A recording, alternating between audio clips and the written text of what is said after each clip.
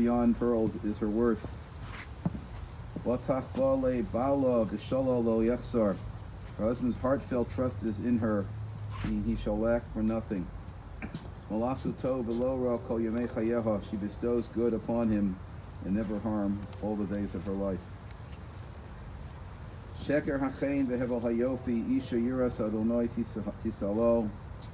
Grace is false and beauty is vain.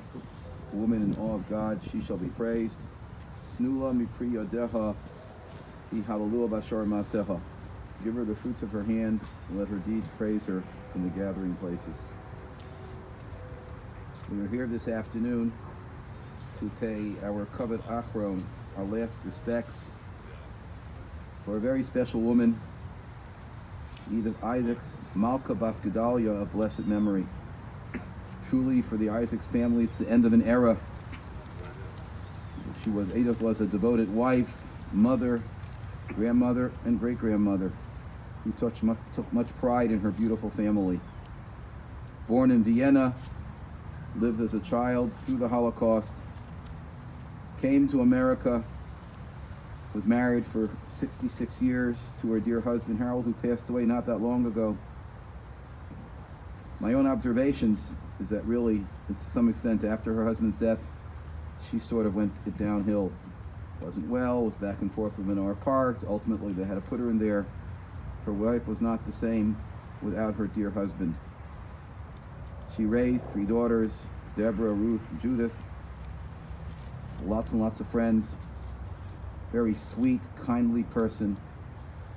I enjoyed my occasional visits, which I must admit were not often enough, to see her at Menorah Park, see her in Shul. She was always very warm and friendly.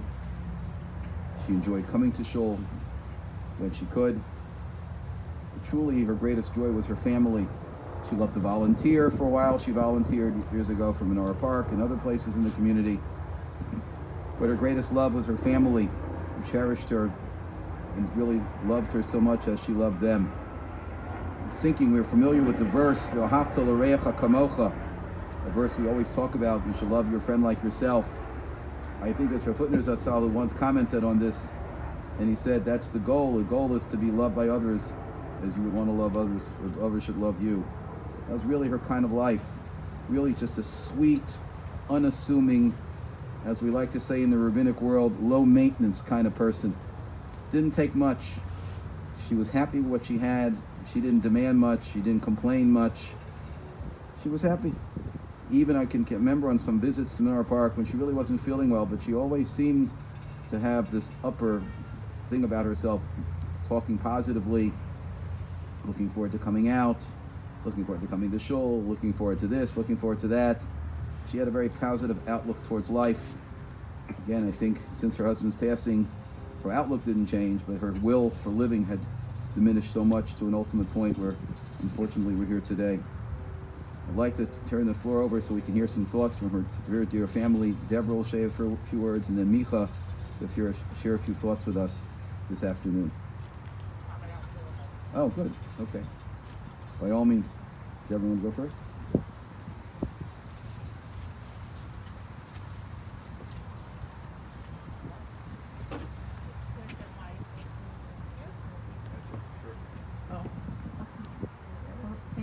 For coming, and we're blessed with weather for this time of year in the month of November or Heshbon. But so I was the first. My mom waited 4 years for me, but she was married young, and I always remember the wonderful secular education, the Jewish education. I was close with her mother. Unfortunately, she passed on. I was in junior high school, and she lived only to be 61, and my mother outlived her, and I was always praying she would outlive her. And then the cancer came, and it was very hard to deal with. The surgery was on my birthday, December 11th, 2014, and unfortunately it just kept on coming back. My mom kept on going for that radiation, whatever they needed. She had a wonderful doctor at Fontaine, a nurse Ann. I called them. I got a call this summer after Menorah Park was able to get her evaluated, and they said it's spread really bad and it's time to put her on hospice. So I did, and the hospice team was really wonderful and helped us get us through this process. We can still do grievance counseling because this is such a big loss. It'll be a big adjustment to us. My mom was a Holocaust survivor.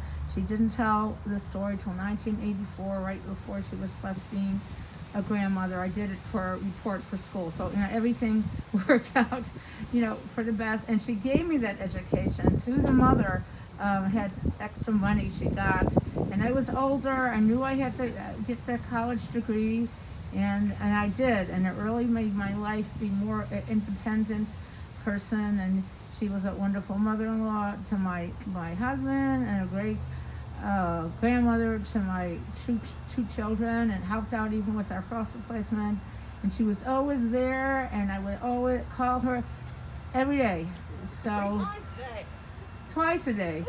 But I have other people in my life now who are watching over me. So it's all good, and we will miss her tremendously, and we were in great sorrow. And my nephew will run his different dog.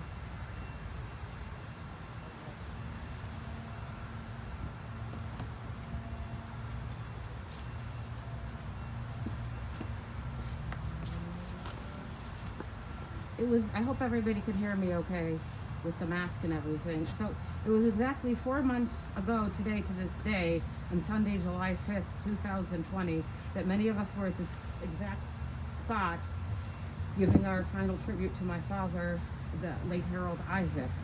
And although my mother was here and then she had to leave early, so she was looking forward to seeing the grave. People were looking forward to seeing her, and unfortunately God had other plans, and she couldn't be here for my father's final tribute.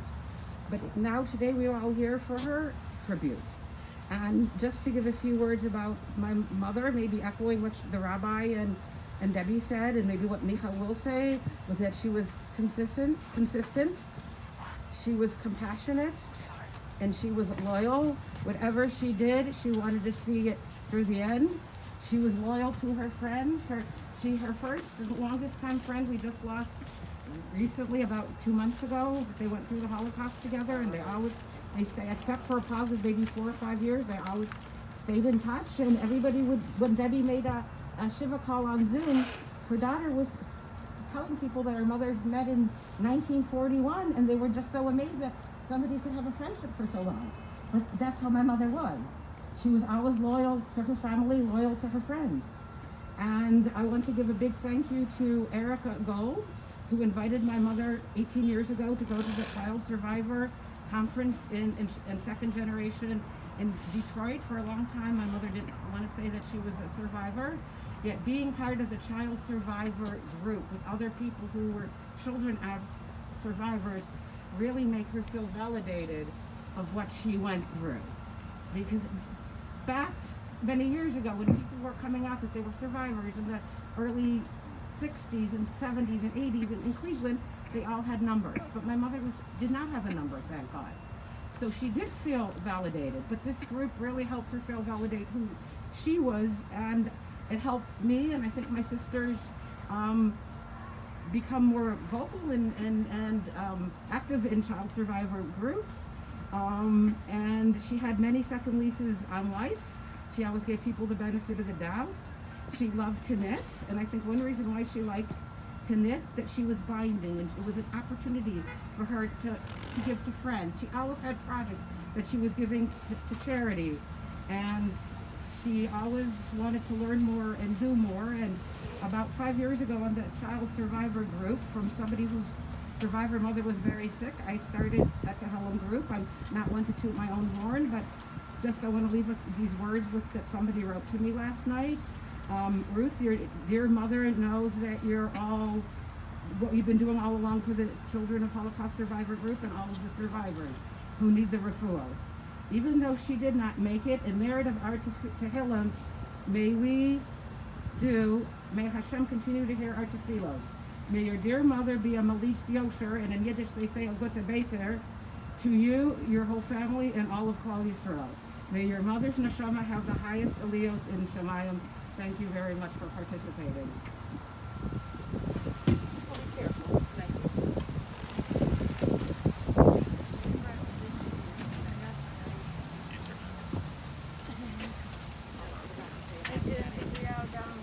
I just want to say something. I'll be totally remiss that in addition that my mother raised the three of us, we also have a much older half-brother who lives in St. Louis that she took on the responsibility of raising him when she was 20 and he was 9.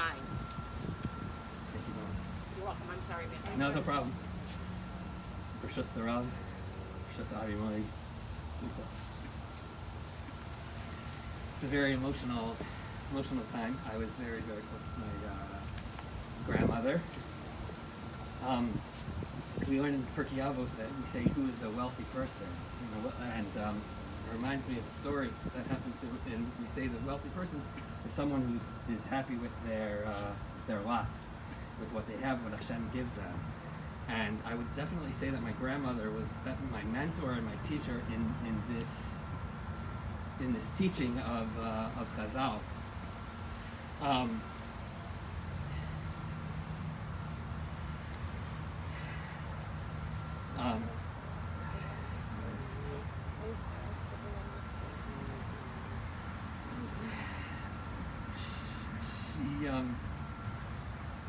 And when it came to my, I was in camp a number of years ago in the Poconos or Yaakov Ben Rosh Yeshiva. He said that someone came to his classroom and asked, this was in the 60s, he asked how many grandparents, out of a class of 30 kids, how many grandparents are in the class. Out of all the kids in the whole class, they gave a total of 4 grandparents.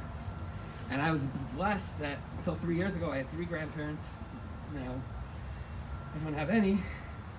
And it's definitely, it's something that's lacking in my life, because my grandmother's faith in Hashem was something that just goes without words to describe. Her, even when COVID happened, she said to me, Micha, I don't know why Hashem's doing this to me again, doing this to me. She had a very hard life. I mean, being separated from her mother for 10 years, going through the war, not knowing if her mother is alive, not alive. I was reminiscing with my mom that every year she would come to us for Sukkot when I was a kid, and she said she would remember being in Vienna with her grandmother, sitting in the sukkah before the war, and that was like her memory of Yiddishkeit prior to the war. And like the sentiments of the previous speakers, that her family was it.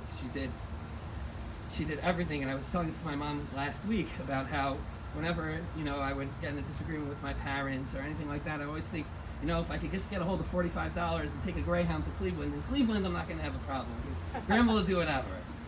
And there's no machlokas, and there's no conflict, and there's no with Grandma, because it's just not worth it. Because she would just say, so what? Who cares? It's not important. And when it came to any kind of machlokas, a disagreement or whatever, it was just amazing to see. I remember asking, she says, Grandma, how can you just forgive people like that? And she said, what am I supposed to do? Of course you have to forgive.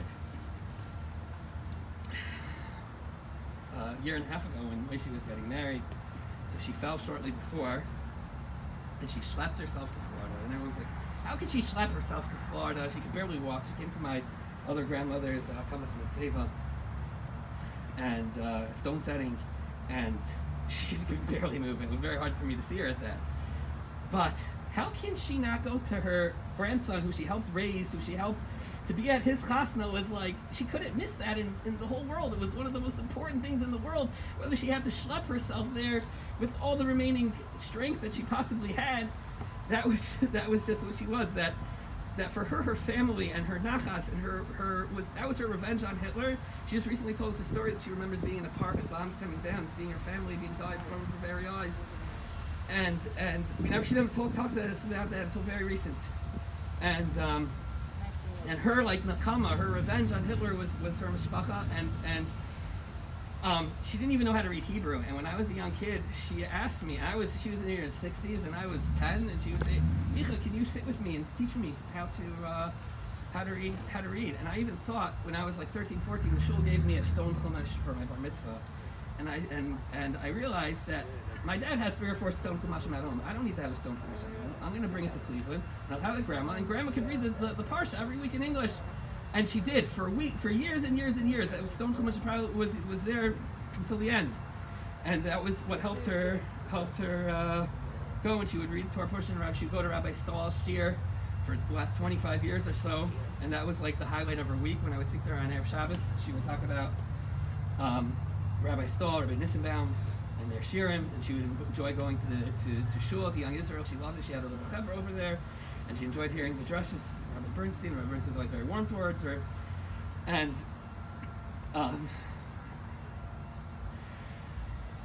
about 10 years ago, my other grandmother, I said to her, I have a cousin who's very wealthy, who lives in Connecticut, a very wealthy person, and I said to my grandmother, I say this a lot, but it really rings true, and it really rings true to my grandmother Edith as well. I said to her, I heard you have a nephew who lives in Connecticut who's very successful. And she looks at me and she says, "Micha, your father's also successful." I said, "What do you mean?"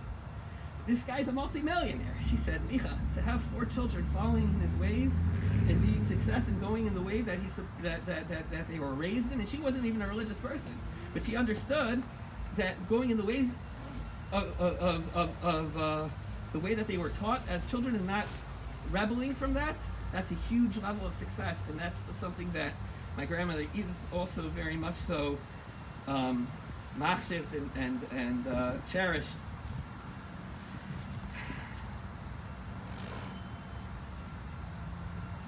And as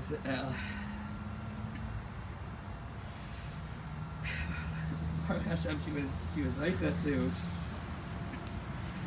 6, 8 o'clock, 8 or 8 o'clock when my daughter was born, Adina, 9 years ago. I said to her, "Oh, Grandma, now you're in Alta Bubby," and she said, "Who are you calling Alta?" I said, "I'm sorry, Grandma." That was just her personality. And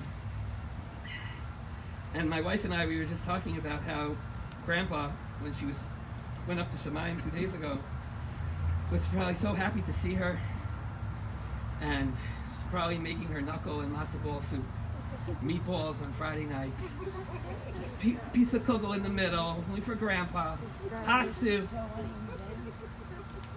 the farina, the cream of wheat exactly how he wanted, the Entenmann donuts and all things.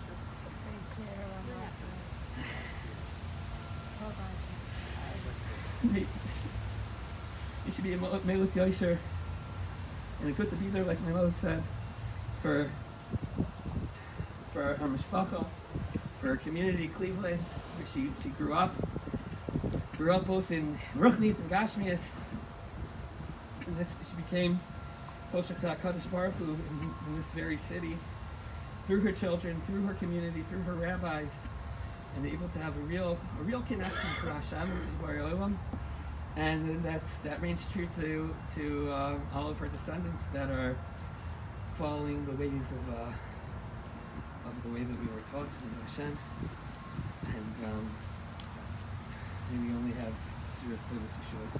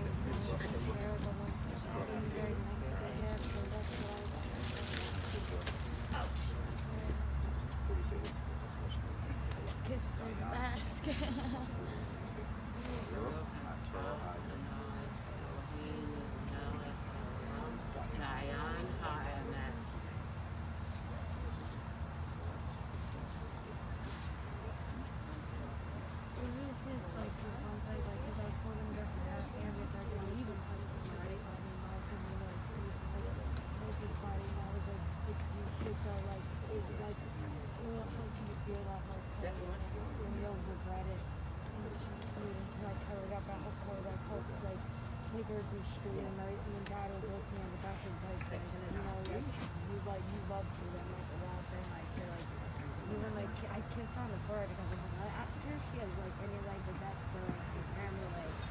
Right. I'm gonna hug that head before I come with this stuff. They're like, I don't care. I don't know.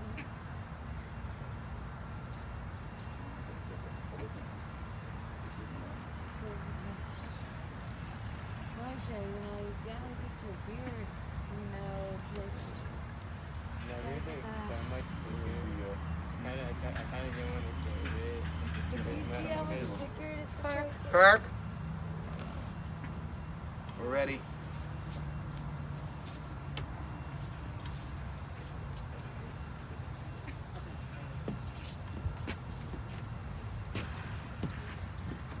Ready to Lower. lower it.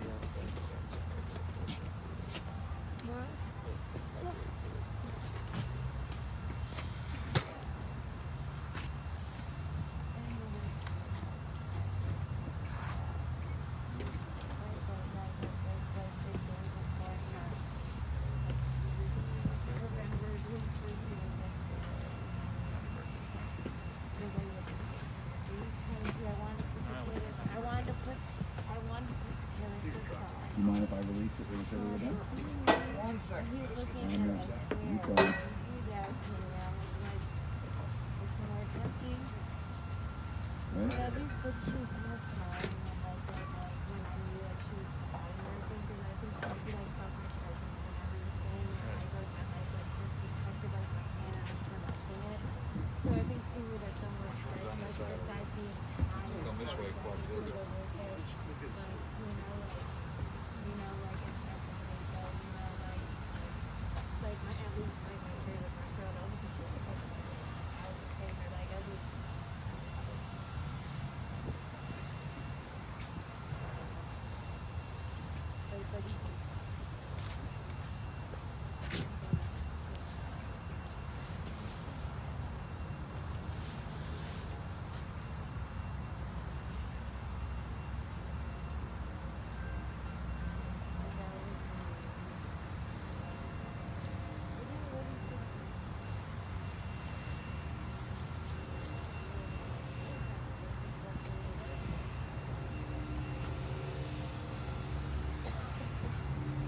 It's just because he's, you know, suffering.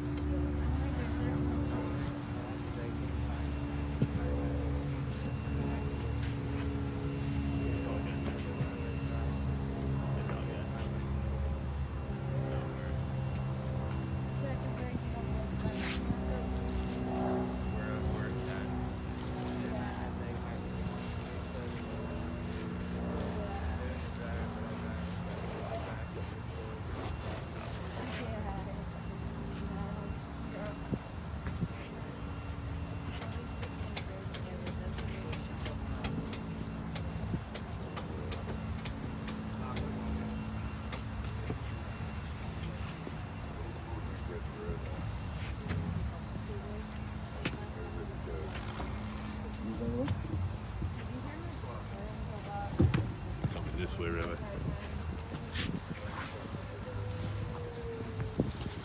Just up to the side plan.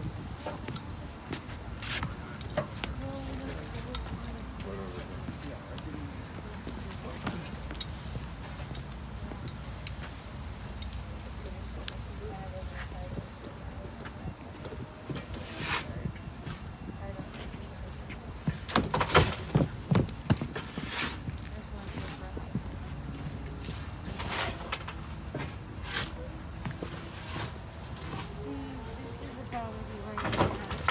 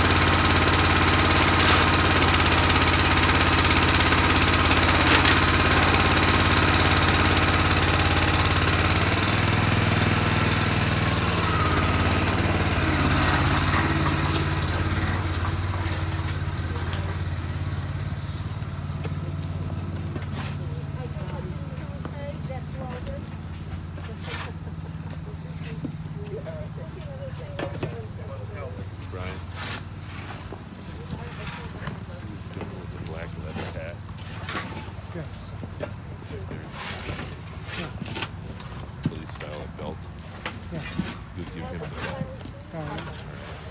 he's the son-in-law. You know what to do with this, right? Yeah. Good stop. Just talking. That's it. So Rafi and most of the both they used to see each other, but now they see each other. And anyone ask me, yeah, we're gonna go in about a half an hour. Well, don't get too father. I'll go with you a little bit.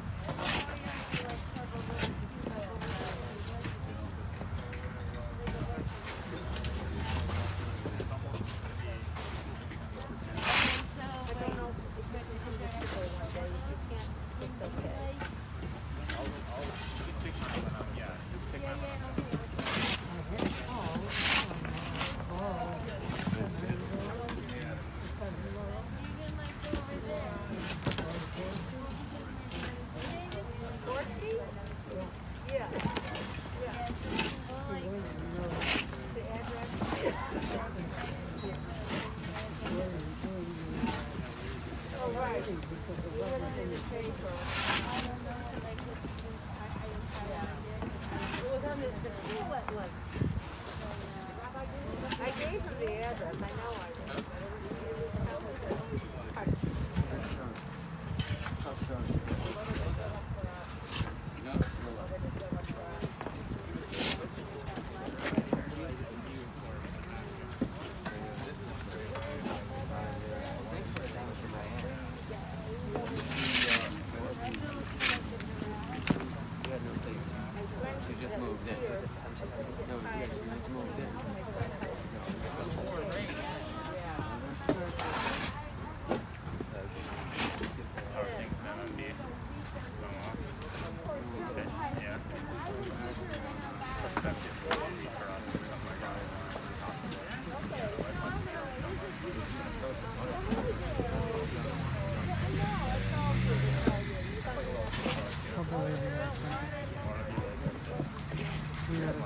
I'll take the phone back. And the bag. You say you don't have it. The bag goes to the guy in the laundry bag. Every part of my family. That's the whole thing, yeah. He's trouble, right? The one with the rubber bag. See the guy with the rubber bag over here with the glasses? Talking about the girl. The bag goes to him. The bags are there. Usually then we're good. Yeah, we'll finish. You want to make sure that Angle back and he's still talking. he's got a Yeah. Sorry. Bye there.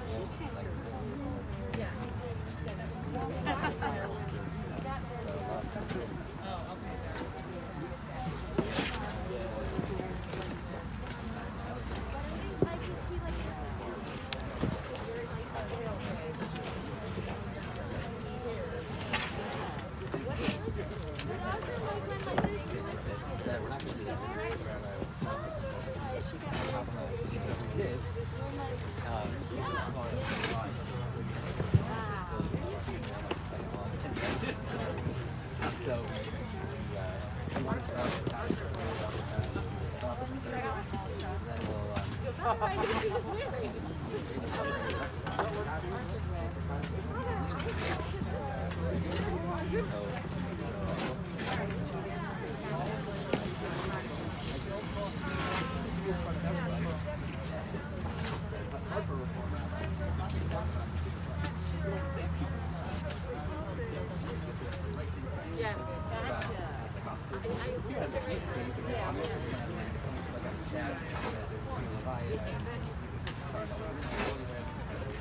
You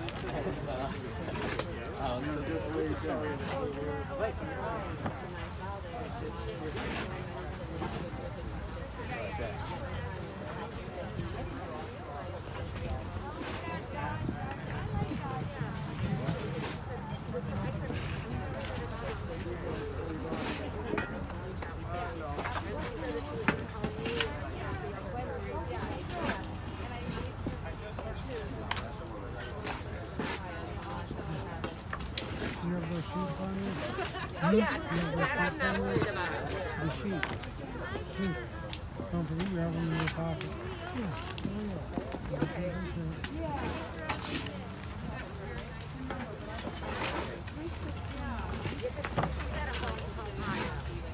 So I said thank you, that was much appreciated.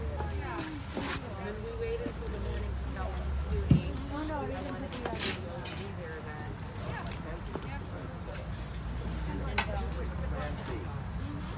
So are you sitting out?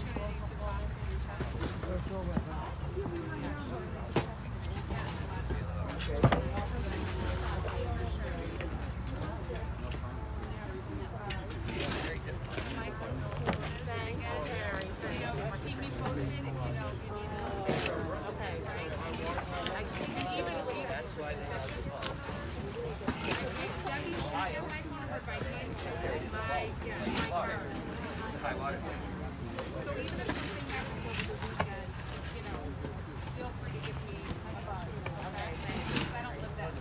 Okay, good.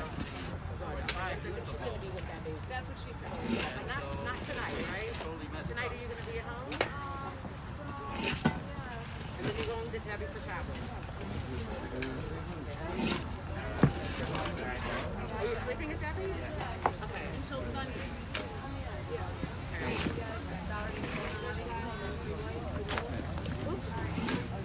I still want to do this. Are you going to go to Debbie's house for the supper? No? I'm not sure. Sarava usually announces these things, what they're doing, and Debbie's over there. Is that Laura who she's talking to?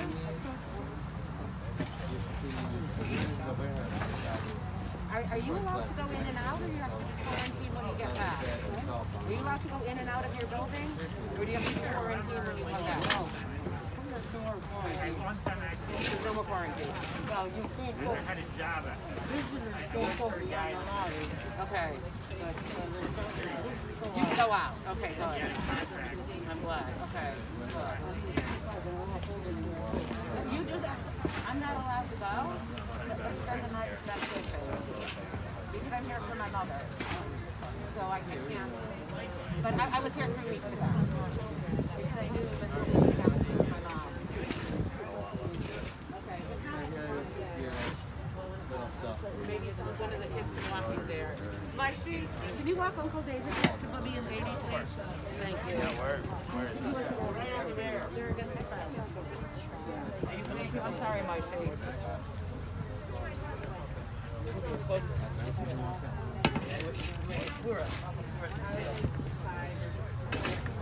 I just want to have a few for streets.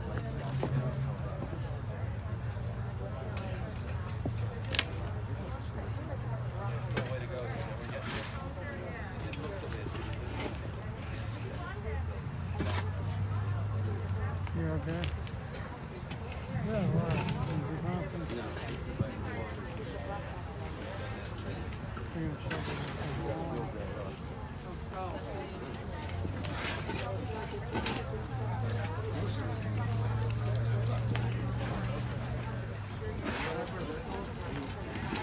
Like me saying like New York is like everything. But yeah, but really, we're 40 miles away from each other. Everything's like during COVID.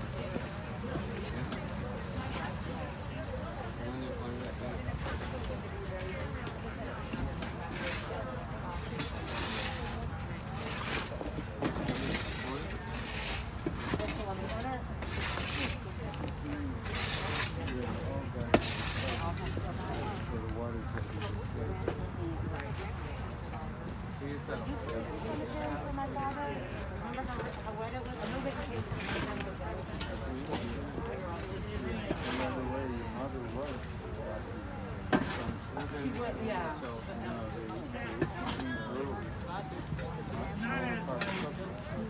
Right, that's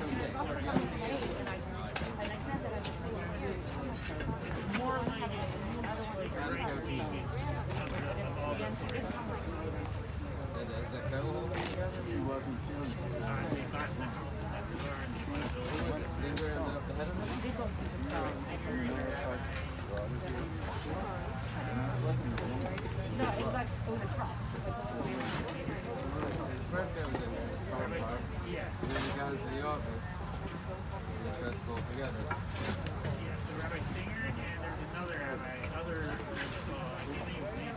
So she saw the grave. Okay. I didn't come yet. Yeah. Wait a minute. Did you guys, who do you have over there? My grandfather. I think it was Herschel and Sheldon who were saying how this guy came in. My grandfather. First of all,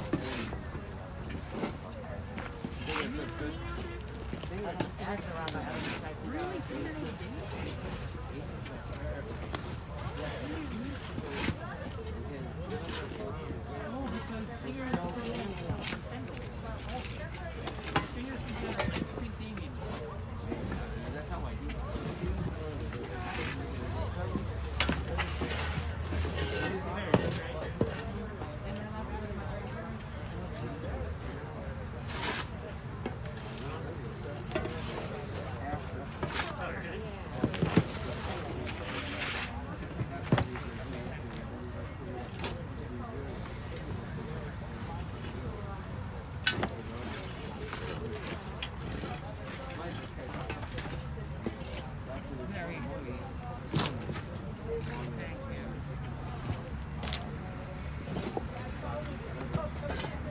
Your family should be on their way. Who? About 4 o'clock, yeah. Sure, 4 o'clock, yeah.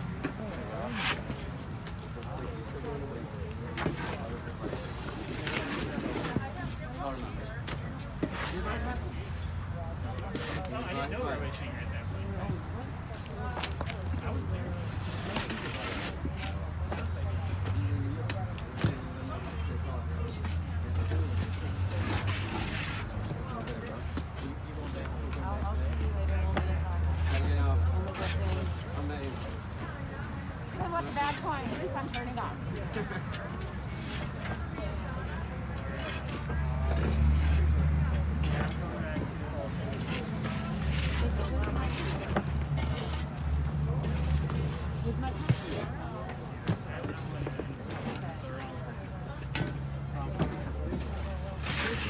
Especially with a mask. Yeah, I know.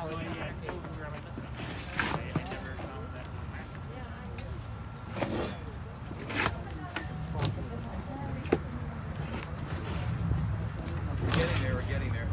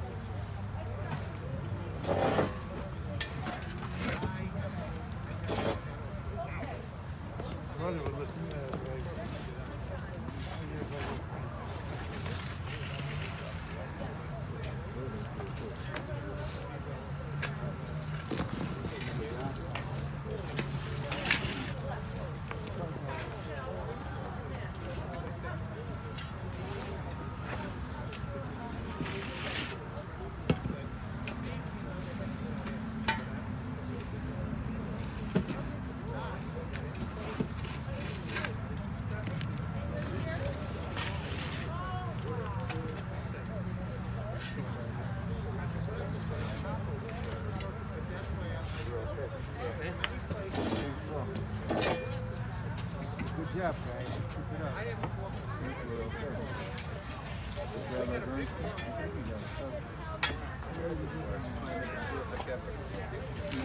What, make it to the top? To the, like...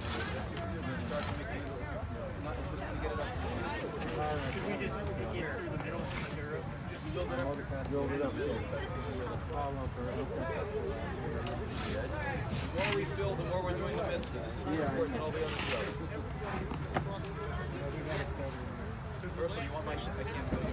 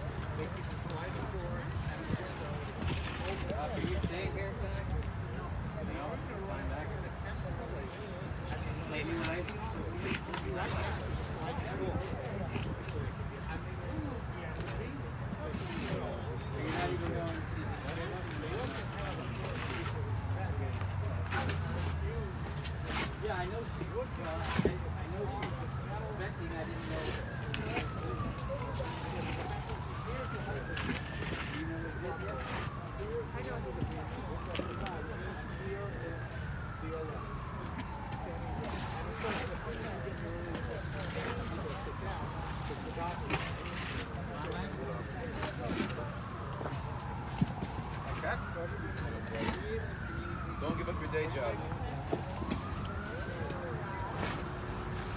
First of all, I'm retired. Second of all, I can't go into work because of COVID.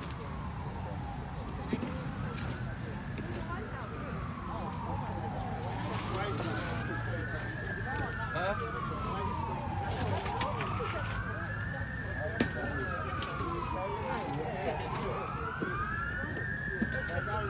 You know what to get mad, Rob.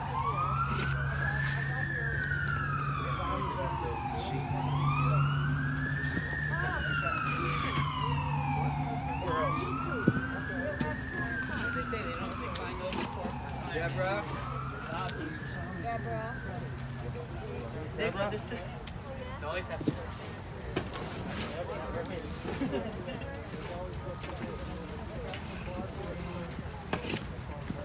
Does the rabbi need me?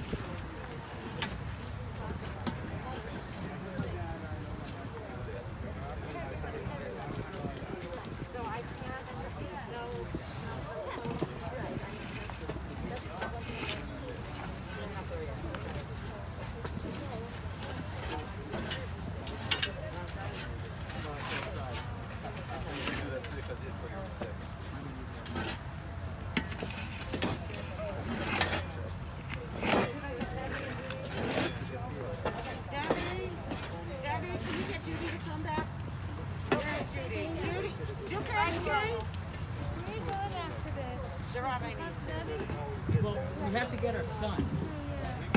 We're up here. And then we'll probably go to Rabbi, why don't we walk through? Come on that side. Rabbi, why don't we walk through? Are you going to hear that all?